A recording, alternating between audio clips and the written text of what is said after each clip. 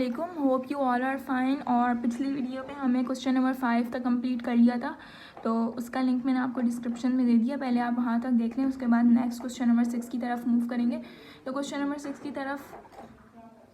6 book में लिखा हुआ है कि which of the following are symmetric और स्क्यू सिमेट्रिक मैट्रिक्स। ये जब इंट्रोडक्शन में मैंने आपको पहले ही बता दिया था कि सिमेट्रिक और स्क्यू सिमेट्रिक क्या होता है, तो इसके अंदर सिंपल आपको कोई कन्फ्यूजन नहीं होनी चाहिए। उनके इसके अंदर सिंपल बताना है कि इनमें से सिमेट्रिक कौन सा है और स्क्यू सिमेट्रिक कौन सा है। सही है, तो एक दफ़ा ये क्वेश्चन को करने से पहले ना एक दफ़ा रिवाइज कर लेते हैं कि सिमेट्रिक और स्क्यू सिमेट्रिक होता क्या था।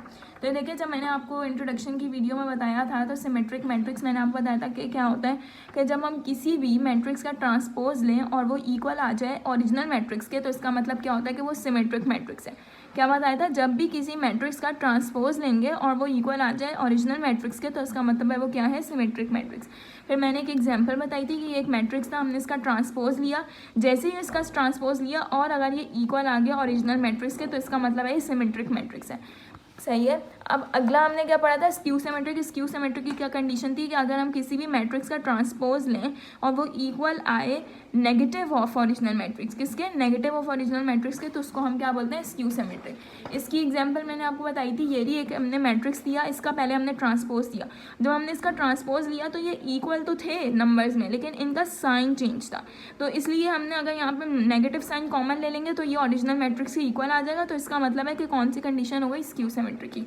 तो ये मैंने आपको एक दफ़ा रिवाइज करवा दिया है कि सिमेट्रिक और स्क्यू सिमेट्रिक होते क्या थे। अब आप आराम से ये जो है ना क्वेश्चन जो है इनको आराम से इजीली सॉल्व कर सकते हैं।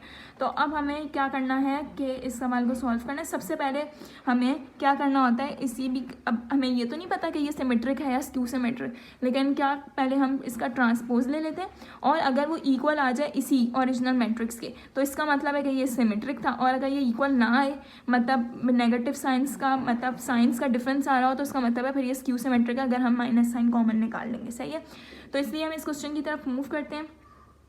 सही है, पहले इस क्वेश्चन में हमने क्या करना है कि हमने इस मैट्रिक्स का नाम रख देना है। क्या हमने नाम रख दिया, लेट ए इक्वल्स टू, उनके क्वेश्चन में इस मैट्रिक्स का नाम नहीं बताया हुआ था, तो हमने कोई भी नाम सपोज कर लें, ए एक्स, जो भी आपकी मर्जी। सही है, हमने इसका नाम रख दिया लेट ए 0 और हमने इसका एलिमेंट्स पुट कर दिए 5 0 7 6 -7 0, ये हमने इसके एलिमेंट्स पुट कर दिए। सही है, अब हमने क्या करना है कि यहाँ पर पहले इसका ट्रांसपोज लेना है। सही है, तो हमने यहाँ पे लिख दिया A transpose equals to. Transpose कैसे लेते थे कि रॉ को कॉलम और कॉलम को रॉ में, तो ये पहली रॉ है, इसको हम कॉलम में चेंज कर देंगे 0 -5 -6। इसी तरीके से दूसरी रॉ है, इसको हम कॉलम में चेंज कर देंगे 5 0 7। तीसरी रॉ को कॉलम में चेंज करेंगे 6 -7 0। अब हमने देखना है कि अगर तो ये जो हमारा ट्रांसपोज लेने के बाद आंसर जो है वो ओरिजिनल मैट्रिक्स के इक्वल आ गया, तो इसका मतलब है कि ये सिमेट्रिक मैट्रिक्स है। लेकिन अगर नहीं आया तो फिर स्क्यू सिमेट्रिक है। अब देखें यहाँ पर साइन का डिफरेंस है, यहाँ 5 है, -5 6 -6, मतलब साइंस का डिफरेंस है। तो अगर हम इसमें से नेगेटिव साइन कॉमन ले लें तो ये ओरिजिनल मैट्रिक्स बन जाएगा, हाँ बन जाएगा। सही है, तो इसीलिए हमने यहाँ पे क्या ले लिया, ए ट्रांसपोज इक्वल्स टू, यहाँ पे हमने क्या ले लिया, नेगेटिव साइन कॉमन ले लिया, इसको हमने ब्रैकेट में बंद कर दिया ताकि कन्फ्यूजन ना हो। तो ये 0, जैसे ही हमने नेगेटिव साइन कॉमन लिया तो यहाँ पे -5 आ गया, ये -6, यहाँ पे 5 आ गया, यहाँ पे 0, यहाँ पे 7, यहाँ पे 6, यहाँ पे -7, यहाँ पे 0।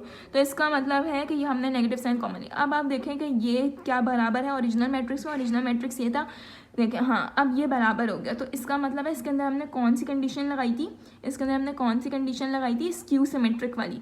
स्क्यू सिमेट्रिक में ही नेगेटिव साइन कॉमन लेते थे ना, तो अब हमने यहाँ पे बताना है कि ये कौन सा मैट्रिक्स है, skew symmetric matrix.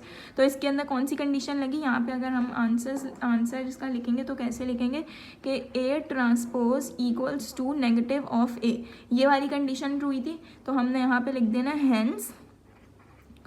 Hence this is skew symmetric, hence this is skew symmetric matrix, hence this is skew symmetric matrix। क्योंकि यहाँ पे ये वाली कंडीशन फुलफिल हुई थी, तो हमने इसको इस तरीके से लिखना है। सही है, उम्मीद है आपको ये वाला क्वेश्चन जो है वो समझ आ गया होगा। सही है, अब हम जो है वो नेक्स्ट क्वेश्चन की तरफ जो है वो मूव करते हैं।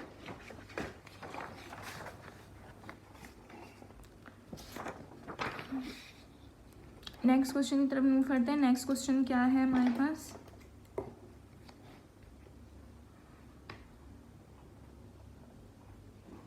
नेक्स्ट क्वेश्चन है एक मैट्रिक्स गिवन है जिसके अंदर एलिमेंट्स हैं 7 5 8 5 -1 6 8 6 -1। अब इसमें भी हमें क्या करना है, सिमेट्रिक और स्क्यू सिमेट्रिक बताना है कि सिमेट्रिक कौन सा है और स्क्यू सिमेट्रिक कौन सा है। तो इसी तरीके से हमने इस मैट्रिक्स का नाम पहले लेट कर लेना है, क्योंकि क्वेश्चन में तो गिवन नहीं है कि इस मैट्रिक्स का नाम क्या है, तो आप कोई भी मैट्रिक्स का नाम गिवन कर लेते हैं। यहाँ पे हमने ए नाम ले लिया, लेट ए इक्वल्स टू, और यहाँ पे हमने मैट्रिक्स के नाम लिख दिए 7 5 8 5 -1 6 8 6 और -1। यहाँ पे हमने क्या कर दिए, नाम लिख दिए, एलिमेंट्स लिख दिए। अब उसके बाद क्या है, अब वही काम करेंगे कि इसका ट्रांसपोज लेंगे पहले। तो हमने इस मैट्रिक्स का क्या ले लिया, ट्रांसपोज। ट्रांसपोज कैसे लेते हैं, रॉ को कॉलम में चेंज कर देंगे। तो रॉ को कॉलम में चेंज करने, ये हमने रॉ थी, इसको हमने किस में चेंज कर दिया, कॉलम में। इसी तरीके से दूसरी रॉ थी 5 -1 6, इसी तरीके से तीसरी रॉ को कॉलम में चेंज करेंगे 8 6 -1। यहाँ पे हमने क्या ले लिया, इसका ट्रांसपोज। अब हमने देखना है कि अगर तो ये ओरिजिनल मैट्रिक्स के इक्वल है तो इसका मतलब है कौन सा मैट्रिक्स है, सिमेट्रिक, वरना तो स्क्यू सिमेट्रिक। अब देखते हैं यहाँ पे कि ये बराबर है या नहीं। तो देखो 7 5 8 5 -1 6 8 6 -1 8 6 बराबर हो गया, सही है। तो इसका मतलब है कि यहाँ पर ही पता चल गया कि ये कौन सा मैट्रिक्स है, सिमेट्रिक मैट्रिक्स। तो यहाँ पे हमने लिख देना है ए ट्रांसपोज इक्वल्स टू ए हो गया, और हमने नीचे लिख देना है कि हेंस दिस इज अ, यहाँ पे लिख देना hence this is symmetric matrix. क्या लिख देना है, hence this is symmetric matrix, सही है। Hence this is symmetric matrix, hence this is symmetric matrix. तो यहाँ पे दूसरा पार्ट भी हो गया। अब हम मूव करते हैं तीसरे पार्ट की तरफ। तीसरा पार्ट क्या है, तीसरा पार्ट है यहाँ पर 0 1 3 -1 0 5 3 -5 एंड 0। ये हमारे पास क्या है, तीसरा पार्ट। अब तीसरे पार्ट में भी वही करना है कि पहले इसका नाम दे देना है, इसका नाम दे देना है। यहाँ पे हमने मैट्रिक्स का नाम लिख दिया लेट ए इक्वल्स टू, और यहाँ पे इसके एलिमेंट्स पुट कर दिया 0 1 3 -1 0 5 -3 -5 और यहाँ पे 0। अब इसका ट्रांसपोज लेना है। अब इसका ट्रांसपोज लेंगे, कैसे लेंगे, ए ट्रांसपोज इक्वल्स टू, और यहाँ पर रॉ को कॉलम में चेंज कर देंगे। रॉ को कॉलम में चेंज किया, दूसरी रॉ को कॉलम में चेंज किया 0 5, और तीसरी रॉ को कॉलम में चेंज कर दिया, सही है। ये हमने इसका क्या ले लिया था, ट्रांसपोज ले लिया था। अब देखें यहाँ पे ये इक्वल आ रहा है या नहीं आ रहा, यहाँ पे ये इक्वल आ रहा है या नहीं आ रहा, 0 -1 3 नहीं आ रहा, क्योंकि यहाँ पे ये 1 था, पॉजिटिव का 1, यहाँ पे नेगेटिव का 3, इसका मतलब यहाँ पे साइंस का चेंज आ रहा है। तो अगर हम इसमें से क्या ले लें, नेगेटिव साइन कॉमन ले लें। अगर इसमें से हम नेगेटिव साइन कॉमन ले लें तो ओरिजिनल मैट्रिक्स बन जाएगा, हाँ बन जाएगा, क्योंकि यहाँ पे ये माइनस साइन कॉमन लिया तो ये 1 हो जाएगा, यहाँ पे 3 हो जाएगा, यहाँ पे 1 है 0, ये 5 हो जाएगा, ये -3 -5 एंड 0। यहाँ पर इसका मतलब है कौन सा मैट्रिक्स है ये, जब हमने नेगेटिव साइन कॉमन ले लिया तो इसका मतलब है कि ये hence this is skew symmetric matrix. कौन सा मैट्रिक्स है, skew symmetric matrix, skew symmetric matrix, सही है। तो ये हमारे पास हो गया तीसरा पार्ट। अब मूव करते हैं हम चौथे पार्ट की तरफ।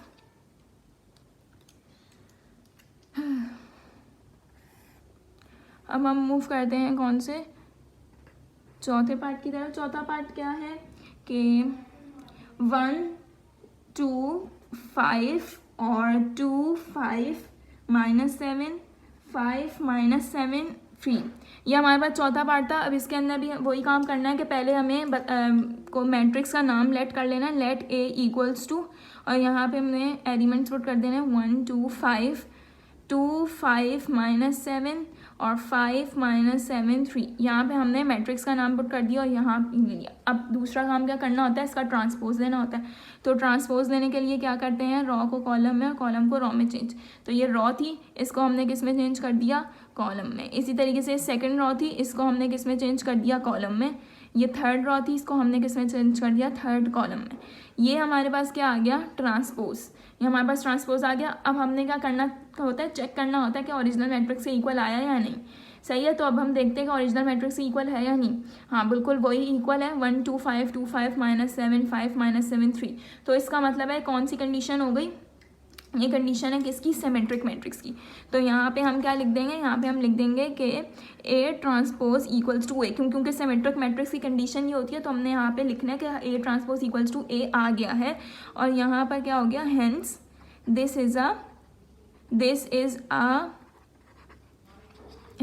Is a symmetric matrix, hence this is a symmetric matrix.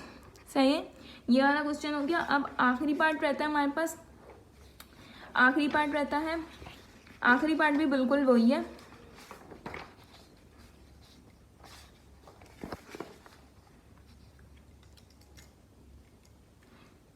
Part number 5 क्या है हमारे पास कि यहाँ पे वही एलिमेंट्स दिए हुए 0 -5 4 5 0 -1 -4 1 एंड 0। इसके अंदर भी हमने क्या करना है, पहले मैट्रिक्स का नाम दे देना, एक मैट्रिक्स का नाम दे देना, लेट ए इक्वल्स टू, यहाँ पे कोई भी नाम दे सकते हैं, लेट ए इक्वल्स टू, यहाँ पे हमने नाम रख देने 0 -5 4 5 0 -1 -4 1 0। अब दूसरा काम क्या करना होता है, ट्रांसपोज लेना होता है। तो यहाँ पे हमने ट्रांसपोज ले लिया, रॉ को कॉलम में चेंज करेंगे, पहली रॉ को हमने कॉलम में चेंज किया 0 -1 5 4, दूसरी रॉ को हमने दूसरे कॉलम में चेंज कर दिया, तीसरी रॉ को तीसरे कॉलम में चेंज कर दिया। अब हमने तीसरा काम क्या करना होता है, देखना होता है ओरिजिनल मैट्रिक्स से इक्वल आया है या नहीं। तो ओरिजिनल मैट्रिक्स से इक्वल नहीं आया, नेगेटिव साइन का फर्क है, यहाँ पे 5, यहाँ पे -5, यहाँ पे -4 है, वहाँ पे पॉजिटिव का 4 है। तो अगर हम इसमें से, इस पूरी मैट्रिक्स में से अगर हम क्या ले लें, नेगेटिव का साइन कॉमन ले लें, तो नेगेटिव का साइन कॉमन ले लें तो ओरिजिनल मैट्रिक्स हमारी बन जाएगी, -5 हो जाएगा, यहाँ पे 4, ये 5 0 1, यहाँ पे 4, यहाँ पे -4, ये पॉजिटिव का 1 हो जाएगा, और यहाँ पे 0। तो इसका मतलब है कि ये अब जो है वो बराबर आ गया ओरिजिनल मैट्रिक्स के, जब हमने नेगेटिव साइन कॉमन लिया।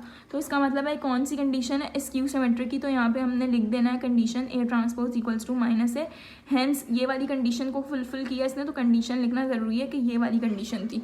तो हैंस हमने क्या लिख देना है, this is a skew symmetric matrix, hence this is a skew symmetric matrix, hence this is a skew symmetric matrix.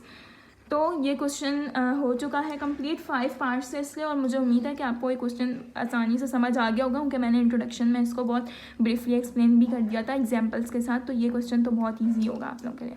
तो इस वीडियो में इतना ही काफ़ी है, अगली वीडियो में हम क्वेश्चन नंबर 7 करेंगे। तो that's all for today, thank you and अल्लाह हाफिज़।